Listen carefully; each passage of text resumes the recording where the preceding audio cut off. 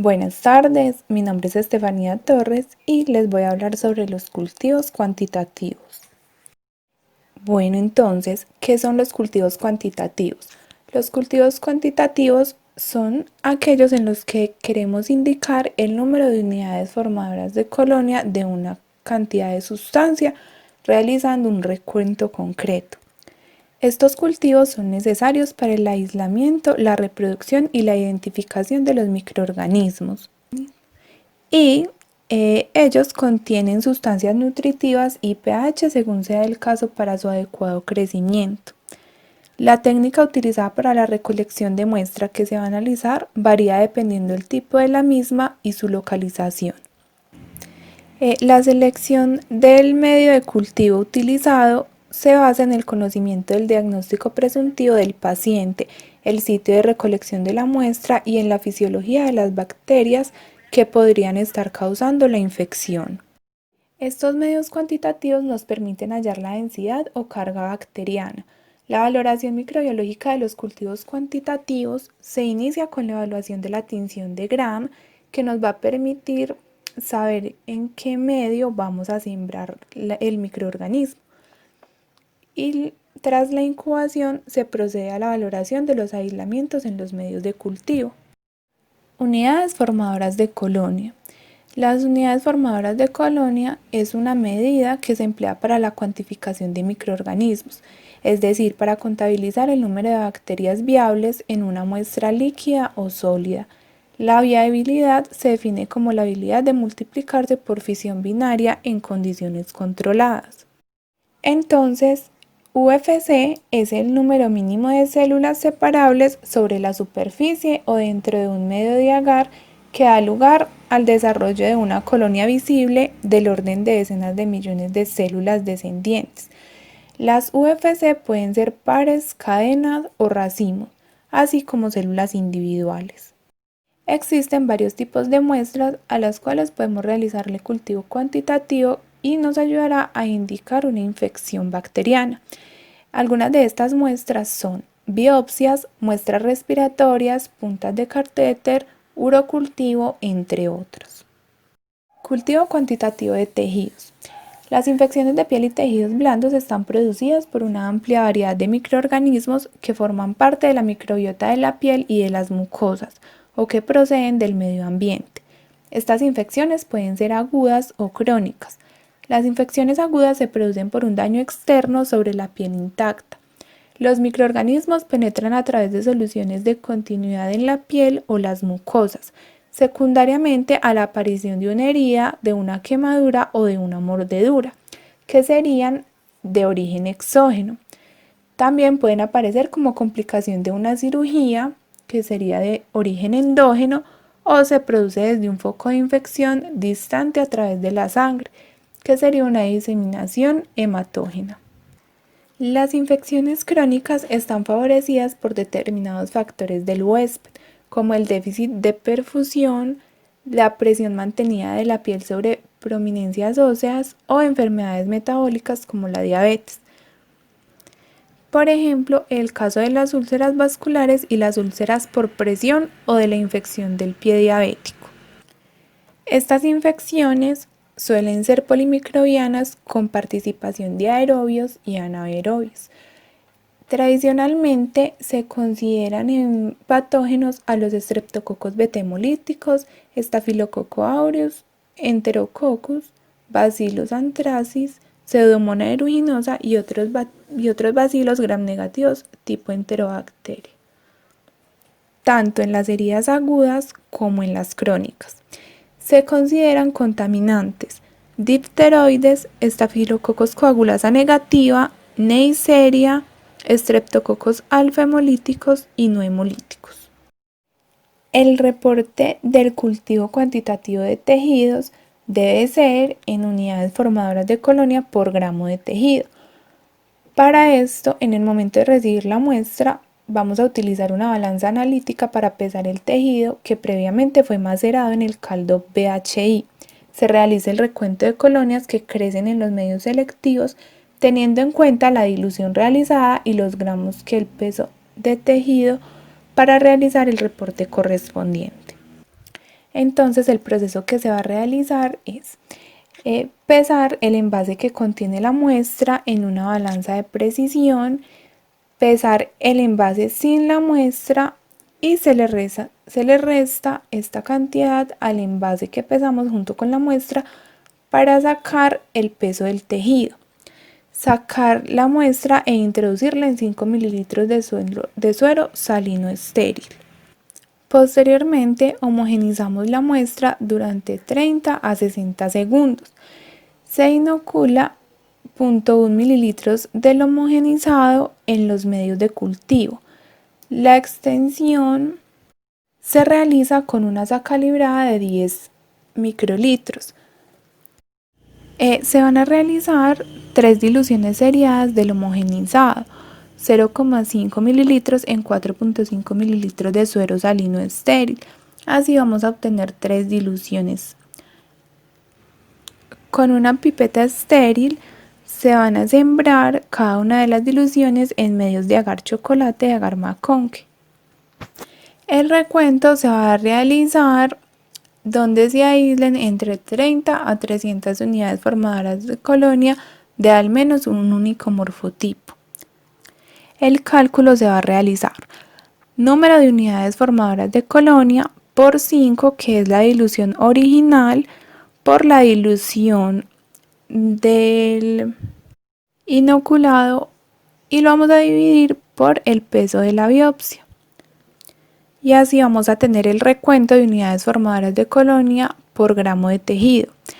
Los recuentos de más de 105 unidades formadoras de colonia por gramo se consideran significativos. Estos nos van a indicar una infección o una ausencia de cicatrización del injerto. El reporte, si es negativo, se hará: no se obtuvo crecimiento bacteriano después de 48 horas de incubación. Y si es positivo, se obtuvo crecimiento de ponemos la cantidad, unidades formadoras de colonia por gramo de tejido, la identificación del microorganismo aislado y el antibiograma. En el reporte se debe especificar la muestra o sitio de la lesión, coloración de Gram, recuento de colonia, la identificación bacteriana, el antibiograma o pruebas de sensibilidad y pruebas presuntivas o confirmatorias de resistencia bacteriana si el microorganismo aislado lo requiere. Las infecciones del tracto respiratorio inferior se encuentran entre las enfermedades infecciosas más frecuentes y con mayor tasa de mortalidad y morbilidad. La baja sensibilidad de los cultivos obedece por una parte a la contaminación de las muestras del tracto respiratorio inferior con secreciones y por tanto con microbiota colonizada del tracto respiratorio superior. Por otra parte, la dificultad para cultivar ciertos patógenos que requieren medios y procedimientos diagnósticos especiales. Para el análisis de las muestras respiratorias, uno de los cultivos que utilizamos es el cultivo cuantitativo del lavado broncoalveolar, el cual nos permite establecer el diagnóstico microbiológico de la neumonía. El lavado broncoalveolar es obtenido por fibrobroncoscopia y el volumen mínimo para procesar es de 10 mililitros del lavado. La fibrobroncoscopia consiste en la introducción de un tubo flexible, broncoscopio, por la nariz, que lleva en su punta una luz y una cámara de video. El tubo se dirige por la garganta, atraviesa la laringe, entra en la tráquea y posteriormente permite ver los bronquios de cada uno de los pulmones, y así obtener la muestra que necesitamos para analizar. Una vez obtenida la muestra, se debe procesar en una cabina de seguridad biológica. Agitamos la muestra con suavidad para homogenizarla durante 30 a 60 segundos. Introducimos una asa calibrada de 10 microlitros a la muestra, asegurando coger el volumen adecuado, o con una pipeta automática dispensar 10 microlitros. Tocamos con el asa el centro de la caja y realizamos una línea a lo largo de la caja. Realizamos trazos cruzando la línea del inóculo inicial. Empleamos los medios chocolate, sangre y maconque.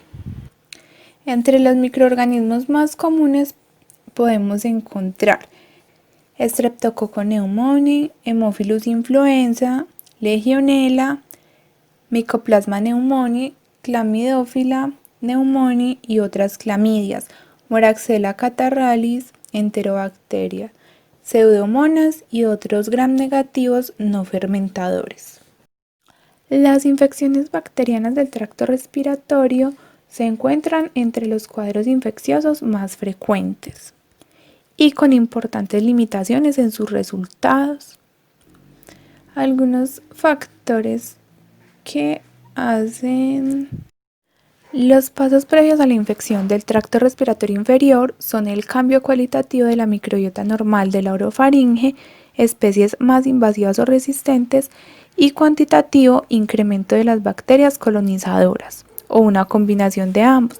Los factores que propician la dinámica de las poblaciones bacterianas de la microbiota del tracto respiratorio superior son la propia patología y el medio ambiente que rodea al paciente. Así, en los pacientes intubados y en los hospitalizados con tratamiento antibiótico, se produce una drástica sustitución de los organismos gram positivos de la microbiota orofaringea normal por microorganismos gram negativos.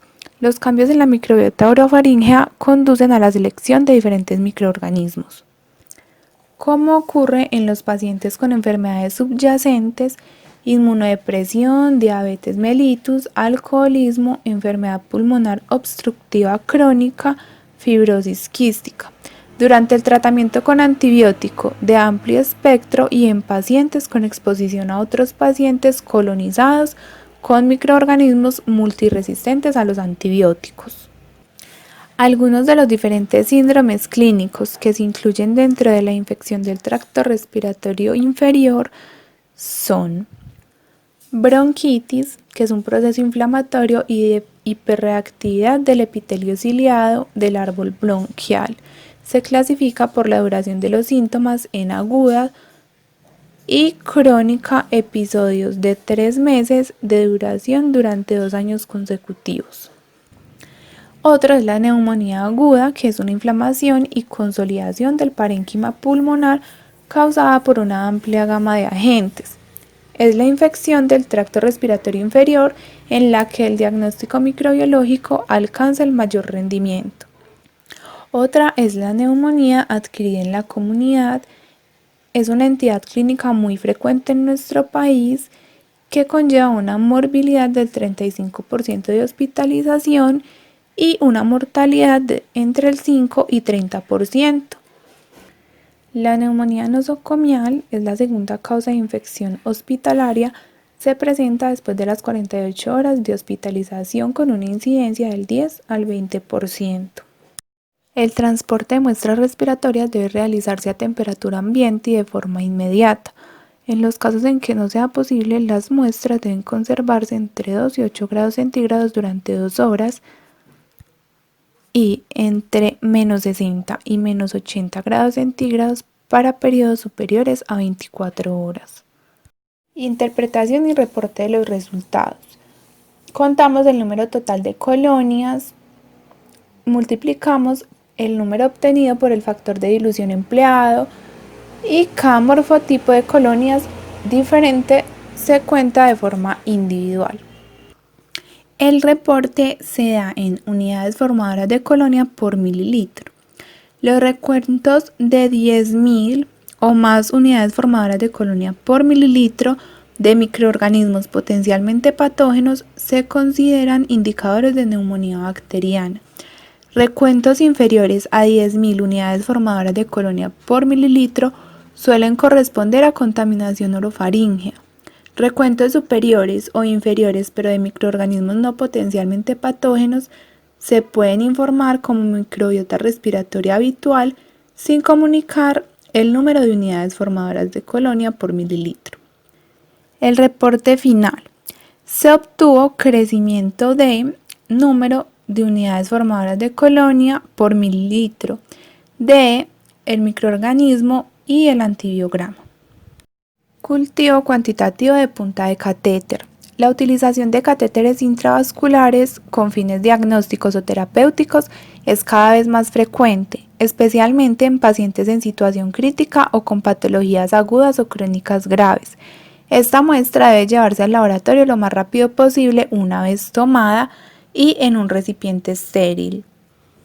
El diagnóstico de las infecciones asociadas a catéter se basa inicialmente en la sospecha clínica ante signos locales o generales de la infección, pero los síntomas clínicos son muchas veces inespecíficos, por lo que se necesita la utilización de técnicas microbiológicas para tener un diagnóstico de certeza de infección asociada a catéter. En la mayoría de los casos, el diagnóstico conlleva la decisión terapéutica de retirar el catéter. Sin embargo, muchos estudios han demostrado que en más del 70% de los catéteres retirados por sospecha de infección, el cultivo fue negativo, por lo que su retirada no estaba justificada. Además, en pacientes críticos o niños pequeños con accesos vasculares difíciles, la retirada del catéter puede ser una decisión comprometida y por ello es importante la búsqueda de métodos de diagnóstico de infecciones asociadas a catéter que no obliguen su retirada a priori. Algunos de los catéteres intravasculares más utilizados en clínica son catéter venoso periférico, catéter arterial periférico, catéter venoso central no tunelizado, que es el más utilizado y produce el 90% de las complicaciones infecciosas asociadas a catéteres, catéter arterial pulmonar y catéter venoso central insertado por vía periférica. Entre las complicaciones por el uso de catéter podemos encontrar infección del punto de entrada, que se puede dar con signos locales de infección en el punto de entrada del catéter, enrojecimiento, induración, calor y salida de material purulento. También colonización del catéter, que es el aislamiento significativo de microorganismos en la punta del catéter o en la conexión sin que existan signos clínicos de infección en el punto de entrada del acceso vascular ni signos clínicos de sepsis. Y por último, bacteremia relacionada con el catéter. Aquí encontramos aislamiento del mismo microorganismo en el hemocultivo extraído de una vena periférica y en el cultivo cuantitativo de la punta del catéter en un paciente con cuadro clínico de sepsis y sin otro foco aparente de infección. Los microorganismos patógenos que podemos encontrar en un aislamiento de punta de catéter son patógenos Staphylococcus aureus, Escherichia coli y otras enterobacterias, Pseudomonas aeruginosa y Streptococcus pneumoniae. Para el cultivo cuantitativo de punta de catéter utilizamos la técnica de Clery, la cual detecta microorganismos de la superficie externa e interna. Una vez obtenida la muestra, se realizan 3 lavados con solución salina o BHI. Empleando una jeringa estéril, se siembran 100 microlitros en la mitad de la placa de agar chocolate. Posteriormente se realiza una dilución de 1 en 10 y se siembran 10 microlitros en el agar. Para obtener el número de unidades formadoras de colonias por mililitro vamos a contar el número de colonias, lo multiplicamos por 10 y por la dilución. El punto de corte es 10 a la 2 unidades formadoras de colonia por mililitro. Para conocer la colonización de la superficie externa más exactamente, actualmente se utiliza la técnica de Mackey, que es un método semicuantitativo. Urocultivo. Estos nos ayudan a determinar si existe una infección de las vías urinarias. Se investiga la presencia de bacterias en orina, su cantidad, especie y sensibilidad a los antibióticos. Las muestras representativas de orina en pacientes asintomáticos debe ser la primera orina de la mañana, con una retención mínima de 4 horas. Las muestras de orina suelen tomarse obteniendo el chorro medio por una técnica de captura limpia, limpiando el área periuretral y el perineo con agua y jabón mediante movimiento de adelante hacia atrás. En pacientes sintomáticos, una muestra obtenida a cualquier hora del día, sin retención previa, es una muestra representativa empleando la técnica de captura limpia. Los agentes etiológicos más frecuentes en infecciones del tracto urinario son E. coli, Proteus, Klebsiella, Enterobacter, Citrobacter, Pseudomonas, Serratia, Enterococcus, Staphylococcus, especialmente Staphylococcus saprophyticus. La orina es un buen medio de cultivo que permite la multiplicación de los microorganismos, incrementando el recuento bacteriano, por lo que las muestras deben procesarse antes de 2 horas de obtenidas. Si ello no es posible, las muestras deben refrigerarse a 4 grados centígrados. Una muestra puede mantenerse refrigerada sin que se altere el recuento bacteriano durante 24 horas. Los preservantes que inhiben la multiplicación bacteriana no han resultado mejores que la refrigeración, son de alto costo y tienen el inconveniente de interferir con algunas determinaciones de la tira reactiva de orina, por lo cual lo ideal es procesar la muestra lo antes posible. Para realizar la siembra debe hacerse en la orina sin centrifugar, con una asa calibrada en agar sangre y agar Maconque, lo que permitirá obtener una estimación cuantitativa del desarrollo microbiano. Se observa reacción leucocitaria, bacterias y células epiteliales. Con pipeta se toman 10 microlitros de la muestra para cada medio, empleando asa de platino calibrada. Extendemos la muestra para recuento de colonias. Incubamos las cajas a 35 grados centígrados de 18 a 24 horas.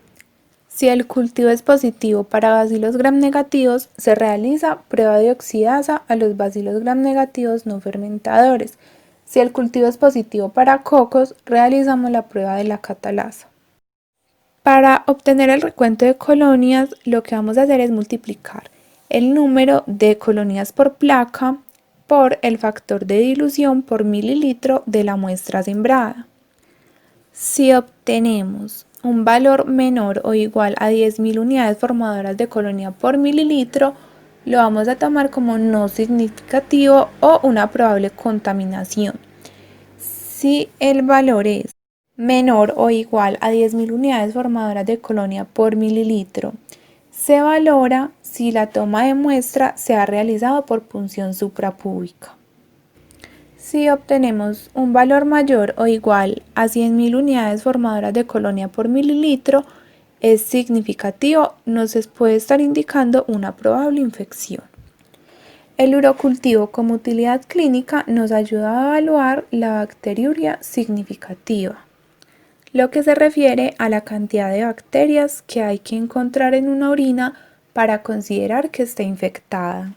Si se aísla germen de flora, se reporta. Si aisló flora comensal, normal.